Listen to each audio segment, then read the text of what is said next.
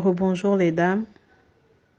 Je vous fais cette note pour une sensibilisation parce que j'ai été, pour ne pas dire victime, mais témoin d'une scène qui dépasse mon entendement. Je suis vraiment choquée.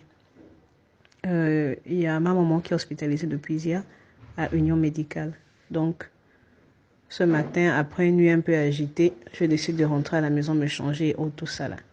Je demande le taxi, 500 machin, rond-point de Nzayon et tout. Il y a un jeune gars qui a proposé 500 rond-point de Nzayon. Moi aussi, vu que c'était dans la même zone, j'ai proposé la même chose. Mais le taximan était déjà engagé. Du coup, pour que je monte, il a fallu faire une manip un peu bizarre. On voit un jeune homme qui vient intercepter le taxi. Monsieur, garez, garez, garez, garez.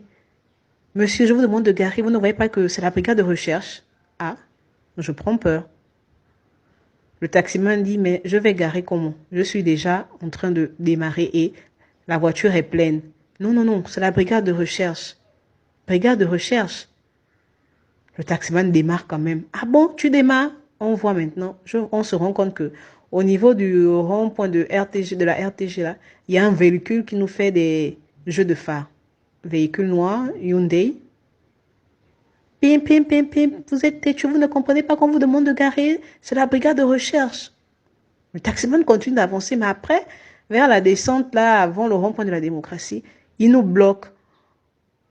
Le taximan prend peur quand même, il gare. Après, il dit, mais vous me demandez de garer, regardez même la position. C'est interdit de garer là. Je ne peux pas. Et puis, j'ai tous mes papiers. D'abord, vous m'arrêtez, pourquoi?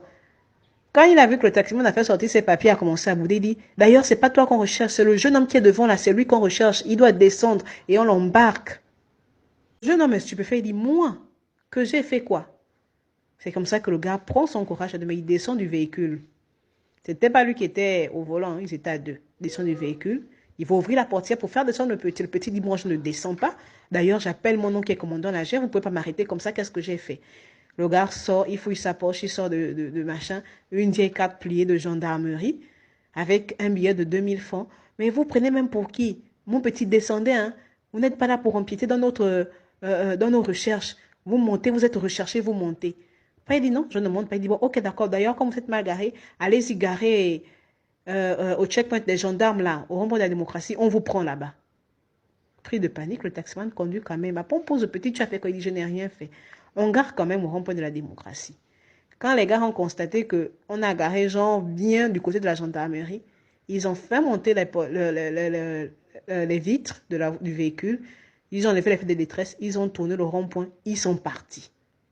Non mais sincèrement. Et après, c'est comme ça que le monsieur, un des gendarmes nous fait comprendre que c'est une pratique maintenant, c'est effectivement, on a eu déjà ce genre de plainte qu'il y a un véhicule qui se fait passer pour des agents de la brigade de recherche et tout. Quand ils vous embarquent là, ils vous emmènent pour des crimes rituels. Il y a un qui a échappé au niveau de la sablière, il a pu avoir la vie sauve parce qu'il a été vraiment, vraiment malin, quoi.